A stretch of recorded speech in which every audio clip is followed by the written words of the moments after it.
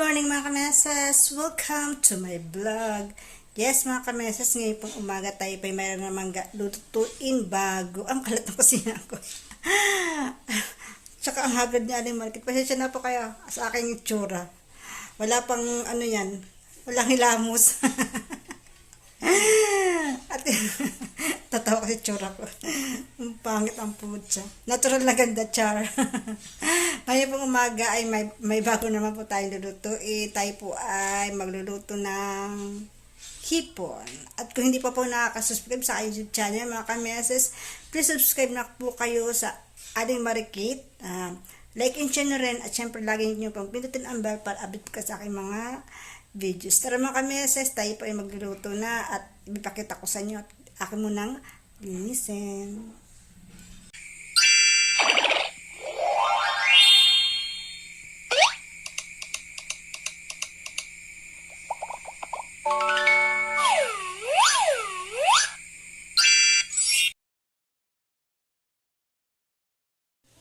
Ay, ito mga kameses, ang aking hipon. Kasi dumating si Jowa, kaya ito ang binili. Alam mo naman, pag dumarating yon ay ang nabili ng anong ulam. At hindi tinitatanong mga kameses, mas maarte pa sa akin si Jowa.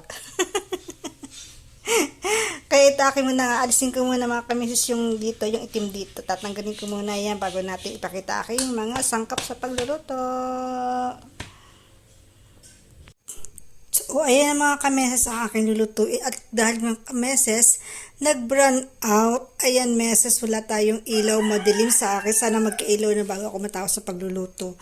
Meron po tayo dito mga sangkap ng bawang, sibuyas, luya, saka siling pula, at siling green. Meron po tayo ditong Sprite, saka pineapple, saka tomato paste, Mamasitas, oyster sauce, saka margarine. Wala kasi akong butter, kaya margarine aking gagamitin sa pagigisa. At syempre ang ating hipon, kailangan sarapan natin para tayo ay maging good shot sa ating atayo ng payagan sa Christmas party.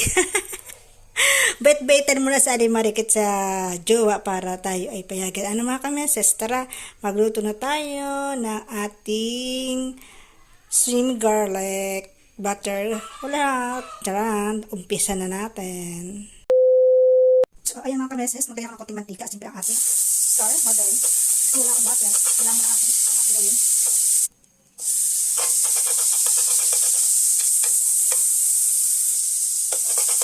Ayan, meron na lang natin ating mga regalo. Hindi na ako nagamit ng stand. Nagad na ako maglagay. Ito na lang ang ating munang luya. Luya muna mga kameses ang unahin natin para mag-ano yung kanyang katas. Ayan ang ating bawang. Sunod na ang ating sibuyas. Ayan, mga ating sibuyas para masarap. Kahit mga sibuyas damihan ko na. Kailangan masarap para tayo naging para tayo very good. Hindi mo naman nagpapalakas ang mga kameses. Pasungkul ba? Ayan po ang ating kailangan kayo bet-betan hanggang bago mag-desal ka. Mag-Christmas party. Timpi. Kahit gusto na kangiti pa. Nung tayo ihaga ng meses. So ayan, syempre ilalagay natin ating hipon. Ayan. Samahan natin yung relax na pagluluto para masarap. Hindi mo tayo sisimangit yung mga buwang ito. Lagi mo na itong mahabang piso ngayon Aling Marikit. Kailangan mahabang ating takin siya. At tayo nagpapaludbay. Nagpapaludbay tayo sa ating jowa na sulit. Ayan, hindi lang natin yan. Ganyan. Siyempre mga kami, sakapal muna natin para malaan siya. Ayan, tingnan na natin. Okay, gawin natin mga meses. Ang bango na meses. May na sibuyas. May luya para wala ang lang sa mga kameses. Hindi mo kasi ako magluto dito. Ayan. Marami yan kasi kasama ang pulutan dito. Kaya marami. Isang kilo ako binili.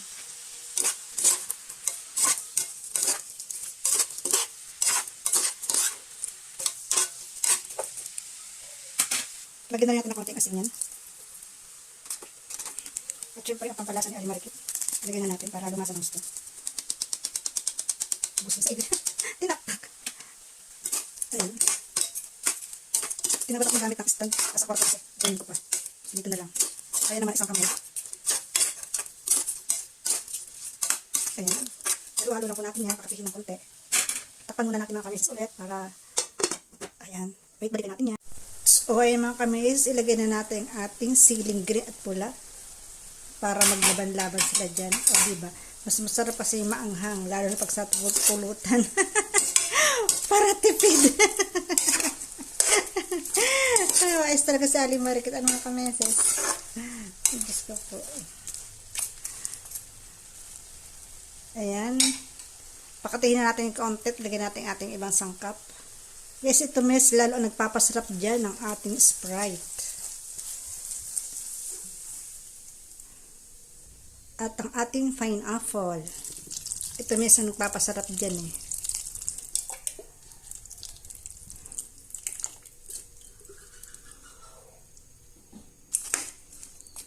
Ang nagpapasarap dyan sa ating niluluto na yan. Pakulaan lang natin yan mga kameses. Ilagyan na natin ating oyster sauce. Sampak na oyster sauce. Huwag na, kalahati lang kaya lagay ko baka maano. Lasahan ko na lang mamaya pag kulang pa.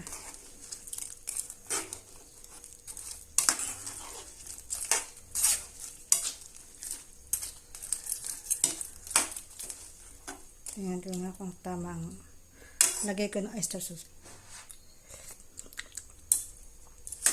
Wow! Sarap na. Busin ko na may yung oyster sauce. Tama lang pala.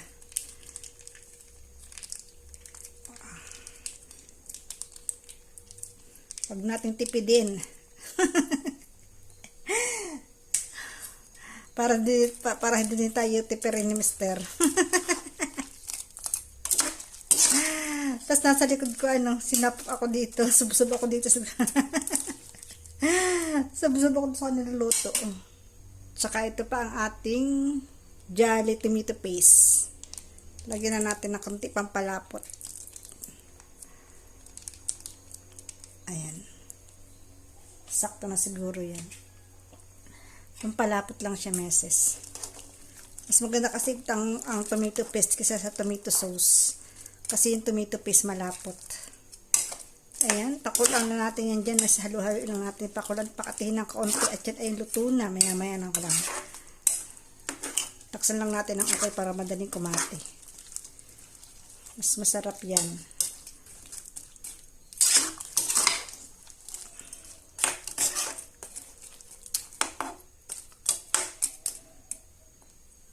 O, diba? Ano ng sauce niya, o. Lumapot na yung sauce niya. O, diba? Tikman nga natin.